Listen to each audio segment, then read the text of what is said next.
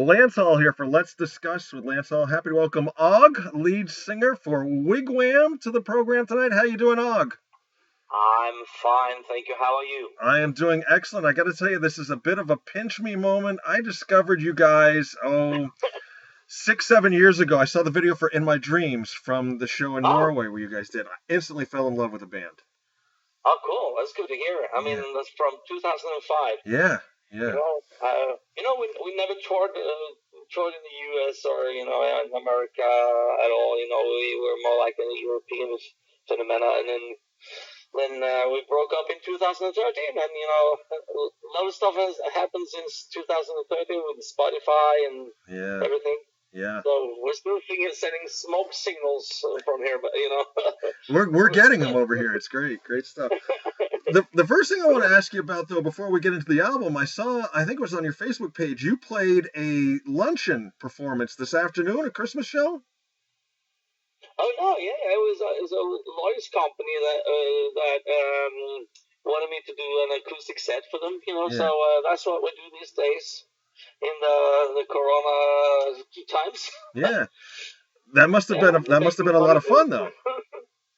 Yeah, in May, I was heading out on tour, acoustic tour, with my solo stuff and some Wig Wam songs and Ammunition songs.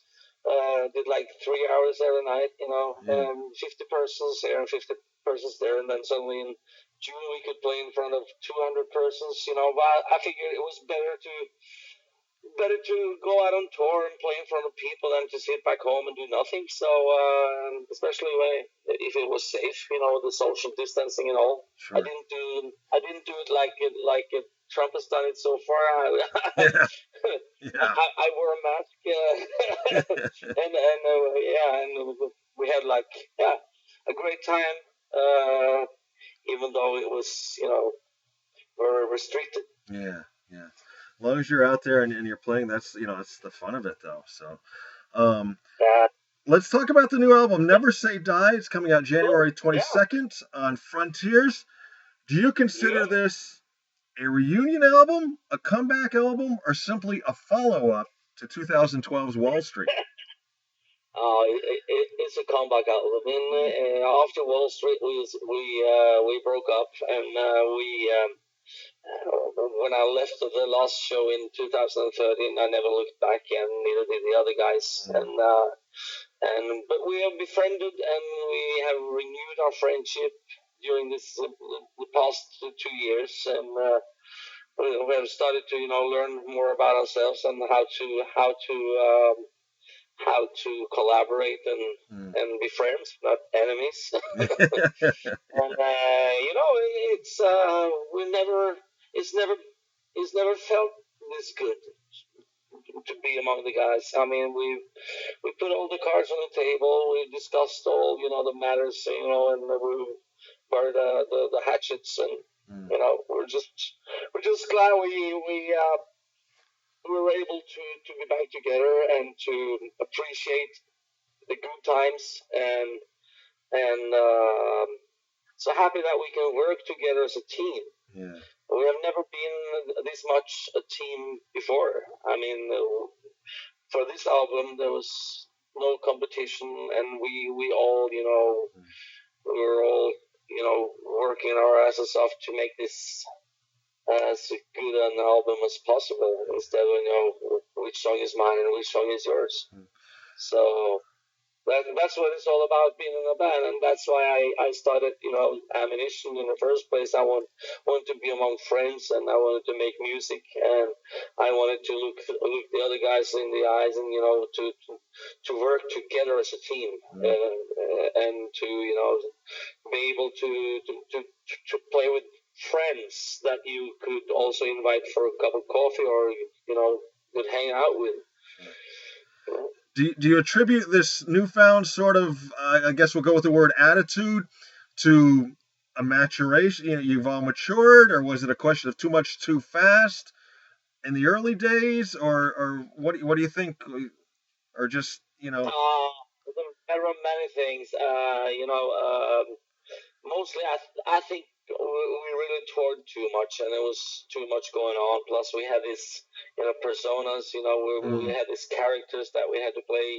Kind of from the early days. Right. That image, the package, everything, and I was drinking too much, and yeah, we all were drinking too much, and it all went too fast, and we partied too much,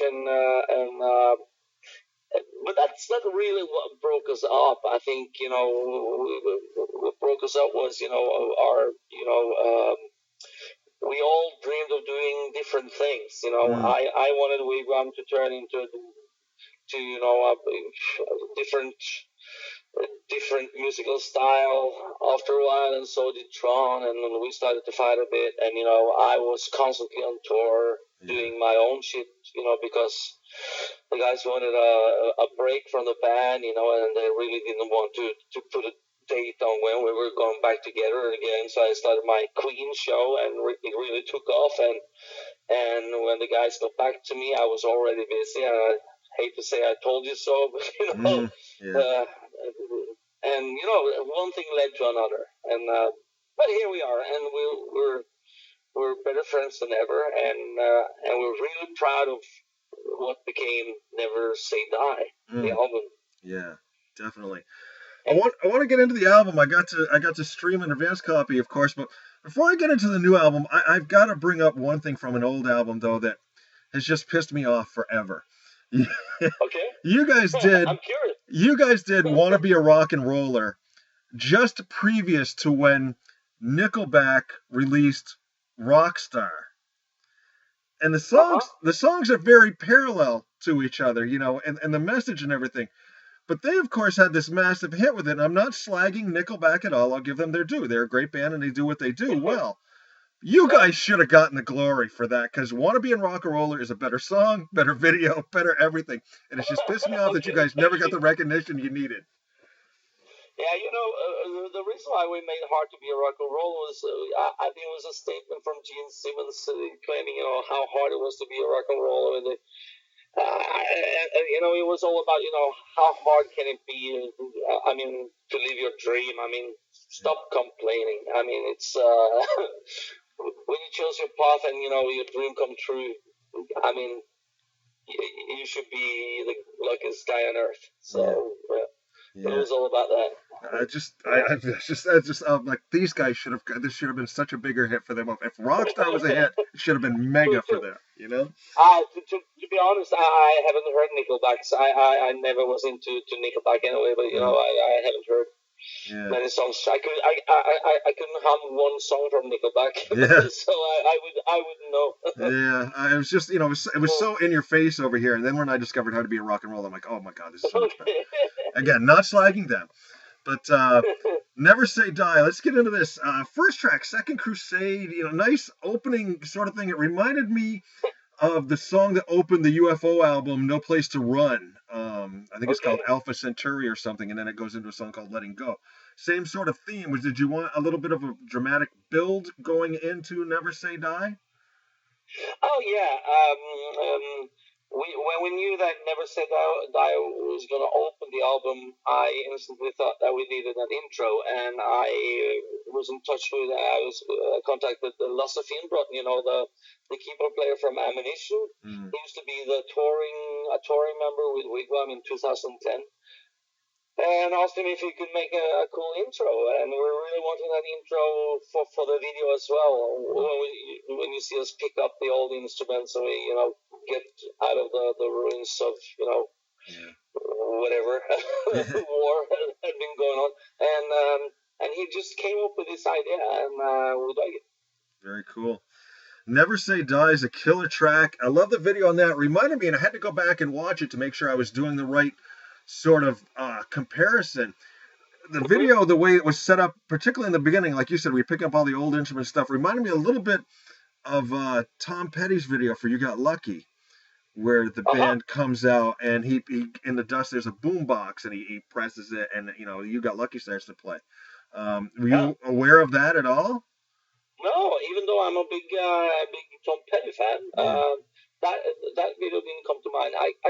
The video was my idea, and I thought, the main idea was for us to to be buried in the sand in some desert, and to rise up and to have all, you know, the Wig Wam army, you know, getting up from the sand and us marching towards, you know, the promised land. Right, yeah. But you know, in Norway it was pretty cold when we were to shoot the video, so we couldn't find the location, and we couldn't go abroad. So we found this old factory that was actually situated in my old hometown, and we thought, you know, how about, you know, dusting off the old, you know, old stuff that you remember from back in the heydays, and, you know, us getting back together, small hints of us getting back together, and yeah. So I thought that was a good idea. Yeah, very, very cool. I liked it a lot. Even though you get some, you know, when I saw the video the first time, and even while we were shooting it, I got this, you know, that jihad feeling from when we're standing in the pickups. It's like, wow, the flags weren't red but black with this circle on it. Yeah. It looks like a fucking jihad. So I'm happy nobody else got that feel. Now, was that video shot pre-COVID? Because you had a lot of people in it. It was during COVID, but we had all the, you know, the social distancing things going, and, you know, yeah. So you'll see people standing pretty, you know, a meter from each other. But, you know, but you know, the producer also had, you know, people from the same family and stuff. They could be, you know, closer to each other. So it was kind of, you know, kind of hard to get the vibe we were after, you know, in the COVID times. But we wanted something more than just a band playing in front of a camera, because you see that from every band these days. I think a music video should offer something more, even though today the record labels, you know, they hardly pay any money for you to. You have a low budget on doing videos like this, so we were happy to have friends among us that, you know, could do us some favors. Yeah. Okay. Track 4, Shadows of Eternity. The word I've got written here is dark. No pun intended on the shadows in the title, but just sort of had a dark vibe to it. Can you tell me a little bit about that one? Yeah, that's a John song. You know, it's a pretty dark one. I probably very familiar with, you know, the stuff that he does for his Dracula concept. So he's the master of that tune. Okay, very cool. Now, do you write lyrics and then band does music, or does everybody contribute equally? Somebody come up with a riff, a drum, a lyric? How does the songwriting process go? Very different. For Never Say Die, Trond made the song and the lyrics himself. Some small adjustments, and for the Shadows, you know, he also did the whole song. For Kilimanjaro, that's my song, so I did the lyrics and the music.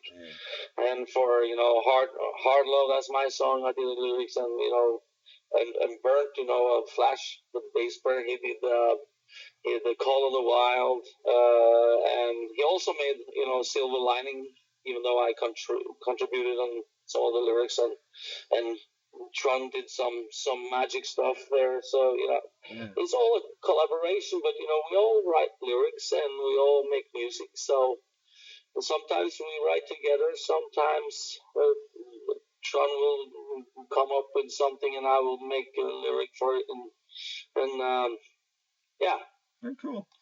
The one song you didn't mention was the next song I was going to talk about, was My Kaleidoscope Arc. It's a cute song, isn't it? Instant lump in my throat, kind of, you know, it made me emotional. Cool. Fabulous lyrics. Me too. Fabulous lyrics. Tell me about that. Is that one of yours?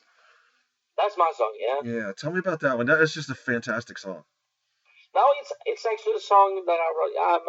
I'm getting married next year, and nice. You know, that when you're afraid of losing that person that is the most important to you in your life, because you forgot to give her the attention she deserved.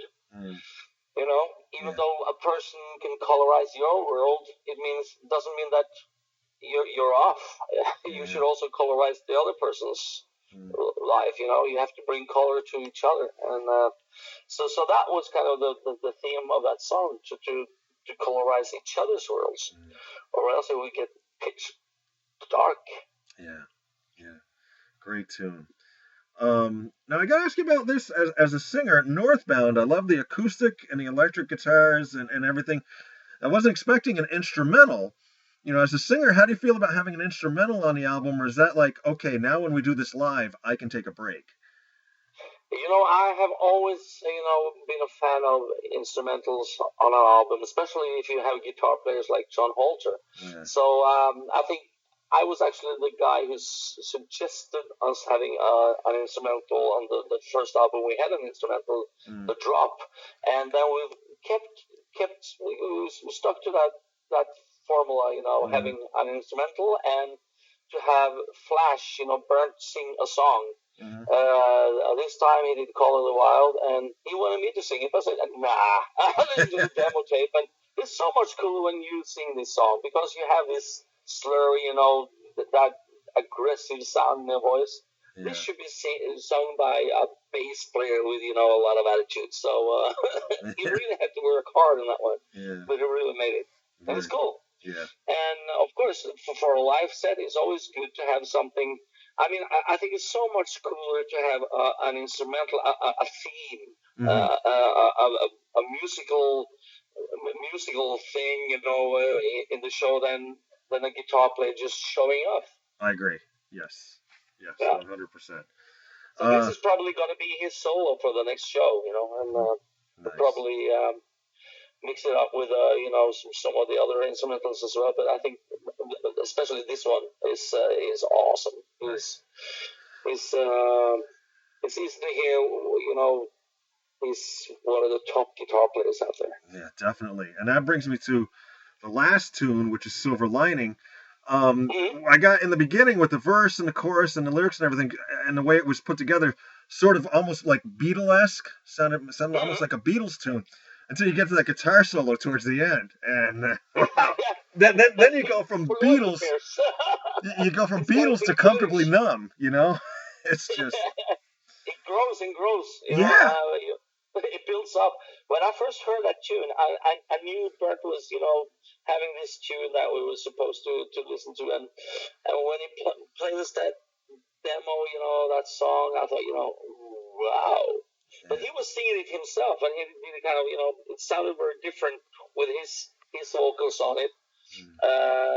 So we went for me doing, kind of more that pop vocal stuff, thinking more in a Beatles kind of way than a slurry Alice Cooper kind of way. Yeah. I think the sound of it, I think it's great. I really love that song. Yeah, fantastic song.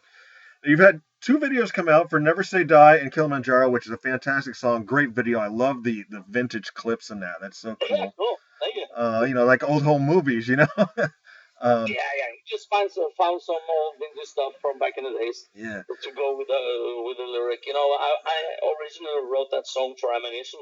That's a song that I thought would follow up Wild Card from the first album, and pretty much the same feel. That taste of country-ish. Yeah. The Western feeling of, but then I started to write the lyric, and suddenly it became a Wig Wam song because of the lyric, and yeah. Very cool. Do you have any other videos in the works, or any that are going to be coming out, or? Oh, with the COVID thing, it's right now it's pretty much lockdown in Norway. So we were actually planning for a production of a new video for Hypnotized. Nice. Song number 2, or the track 3 on the album. Yeah. So I hope we're still able to shoot that video. And that's going to be a very different video than the first one. Yeah. That'll be Hypnotized. My note for that song was Raging Bull of a Track. I mean, that was just... Yeah. I think it's an awesome song. You know, when I went down to Tron Halter's studio, we were writing Dirty Little Secrets, I think, and then I checked out one of his studio promotional videos, and he had this damn cool guitar riff on it, and I came up with a verse and a bridge, even though I didn't know what that was. I really hoped it would be something that he had come up with, that it was his riff. So the next day I asked him in the studio, you know, that riff that you did for that YouTube video, yeah, it's damn cool, man. Maybe we should use that for a song. Yeah, you think so? Yeah, it's damn cool. I have this verse and this bridge for it already. You have? Yeah. And then suddenly we started to write on it and became hypnotized. And that's got a kind of grotesque lyric to it. So I wonder what the video would be like. It's going to be somewhat dirty. I'll look forward to that one then. Yeah, I think so. I want to take you back in time a little bit. I'm trying to think of how I want to sort of approach this. I mean, despite I'll go this way. After Wig Wam broke up, like in 2013 or so, you still stayed very, very busy. You did Ammunition, you do your Queen show, you did some tours with Tony Carey. I mean, I saw you do everything from and Naughty Beast. Yeah, I saw you do everything from Killer Queen to Terror Woman to the Ammunition stuff. How do you keep your voice? Do you do special exercise to keep your voice in shape for all that stuff? Could you just sort of float? It all flowed effortlessly. You made it look effortless. Oh, thank you. No, I just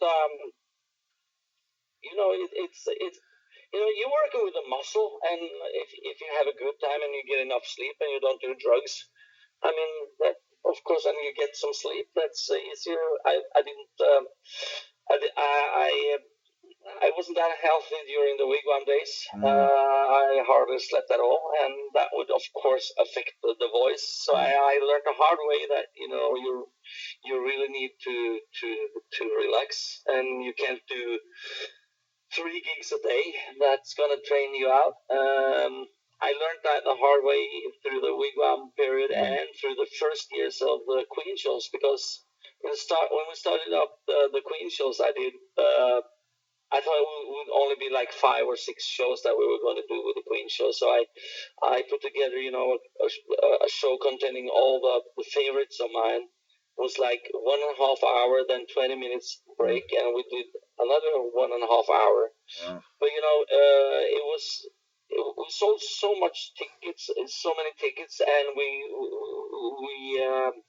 started to do, you know, double shows, meaning every Wednesday, Thursday, Friday, Saturday, and sometimes Sundays, I would be 6 hours on stage singing Queen shows, doing 36 costume changes in each show, and did you know,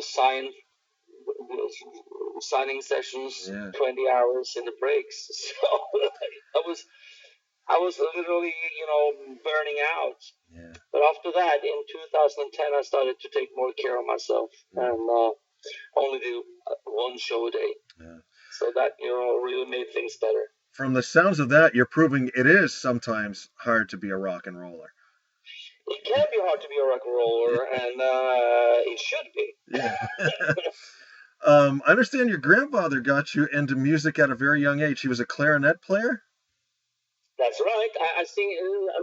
I have a song on my 3rd solo album, "Smooth Sea Stop Make Good Sailors," a song called "Trumpets and Trampolines." It's a tribute to my grandfather. Yeah. Nice. What type of music did he introduce you to with that? Must have been like big band, or? It was a marching band. Really? Very cool. He really wanted me to join a marching band, but you know, I never done that. My sister joined the marching band, and she hated it. I got myself an acoustic guitar, and I started to play rock and roll. And I remember him coming to one of my first shows. I had, you know, a pink spandex and long hair, and we did the rock and roll. He thought, you know, you're never gonna make it in music. But on his deathbed, he told me, you know, that was two weeks before we won the Eurovision Song Contest final in Norway, and with In My Dreams, he was obviously dying, and we all knew it. And he told me, son, listen, that Wig Wam stuff, I really dig it. You're cool. We're gonna make it. Very cool. That's Lost awesome. famous words. That's awesome. Sounds like that show he came to with the pink spandex and everything must have been back in your Danny Glammy days with Bathory, maybe. No, that was back in a band called Tomorrow. Yeah. Okay, yeah. With the guys that I grew up with. Very, very, very cool. So going forward now for you and Wig Wam and everybody, of course, everything is in such a state of pause, let's say. What are you working on now? Right now we are simply doing interviews and planning the release of Wig Wam's album the 22nd of January. Yeah. But then we are, tomorrow, the day after, we are I'm talking to you, we are publishing and going official with our first German date. So we're doing a festival in Germany, in Hamburg, next year in September. And we're doing Tons of Rock with Deep Purple and is it Fate No More? Nice. And we'll do another festival in Norway, and we are right now planning for headline shows in Norway, in Oslo Spectrum, and in Stavanger, Bergen, and Trondheim, where I live now. Nice. But that's going to be probably going to be around February, March.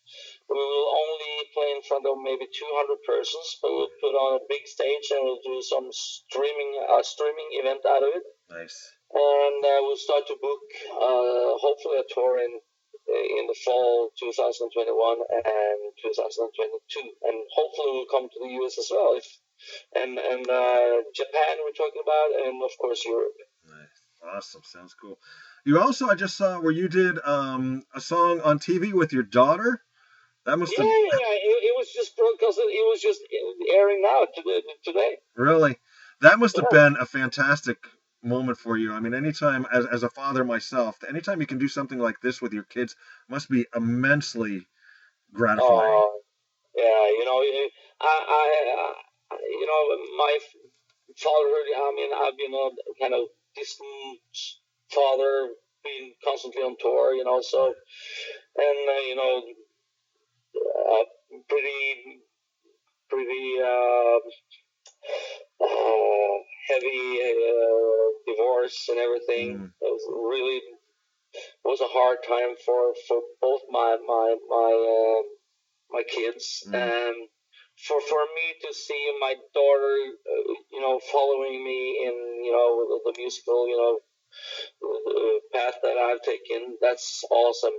And we did our first duet we did before Christmas last year in Oslo Spectrum in my Queen show, and we did Who Wants to Live Forever, where she opened up, and we did that together, and that was kind of full circle for me. And I must admit that there was some tears falling.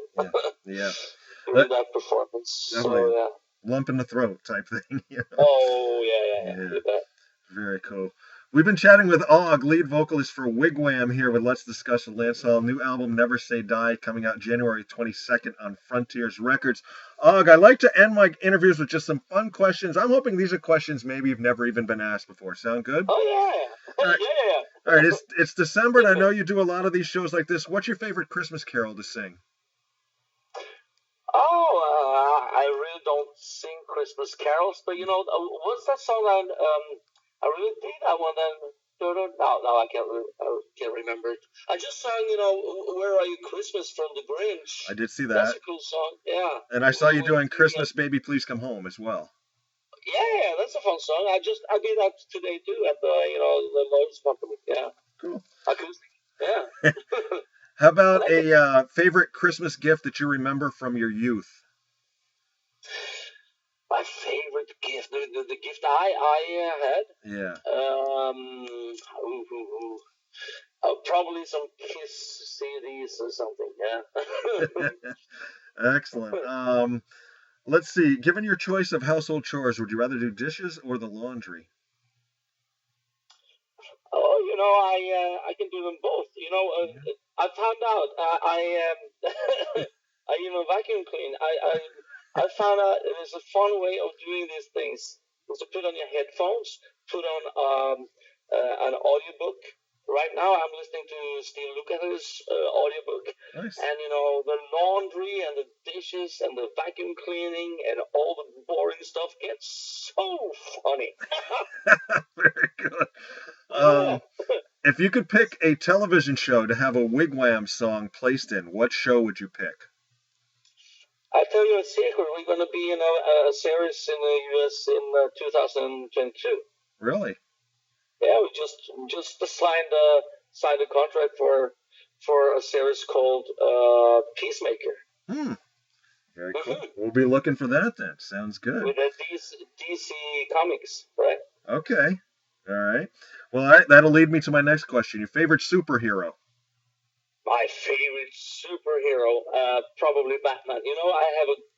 I have a great story about Batman because I always dug Batman, and when we went to Chicago to do Rock and Skull with Ammunition, that was during the Halloween. And we thought, we had a day off, on the Halloween night, so we figured we'd go to a roadhouse, put on some costumes, and I found myself a great Batman costume, and I went into character right away. So I was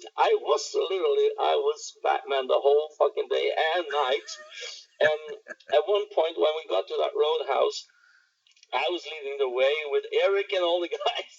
And I was like, come on guys, Batman, Batman will keep you safe. We were kind of drunk. And then suddenly there was this fight going on between a colored guy and someone who looked like kind of white trash. And it became kind of, scary because there were knives involved.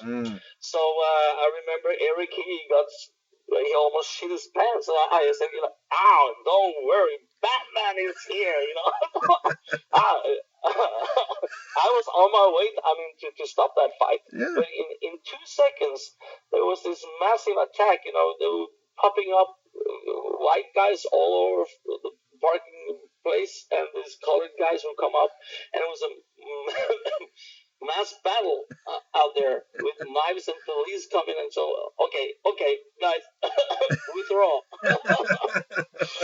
That's an awesome story. Withdraw. I almost got in the middle of that fight as Batman. All right. A nice way to end your life as Batman. As Batman in a Batman costume. Yeah. All right, so we know Batman's your favorite superhero. How about your favorite villain? Huh? How about your favorite villain? My favorite villain? I really don't know. There's so many of them, but who should I pick? My favorite villain? I can't come up with a name right now. All right, if you think of it before the end, you just go ahead and blurt it out. Maybe Joker. Joker, okay. Would you rather go back in time and meet your ancestors or forward in time and meet your great-great-great-grandchildren? Oh, that's one of my dreams, to go back in time. Really? To see and feel the smell of people, smelling sweat, and see what life was all about back in the days. Yeah. Excellent. Last one. This is the one we have the most fun with. If they were to make a movie of your life, what actor would you have portray you in the movie, and it's your movie, your life? Ooh, that's a hard one. Yeah, I would have Jack Nicholson playing the role as me. Okay. And it would all be about some crazy stuff and being in an asylum or something. Yeah. Excellent. Just to get us back to music, say a young person comes up to you, and says, when I really have a dream of fronting a band. I want to be a frontman for a band. What advice would you give him as to what makes a great frontman for a band? Oh, that's a difficult question. Be yourself and follow your dreams, and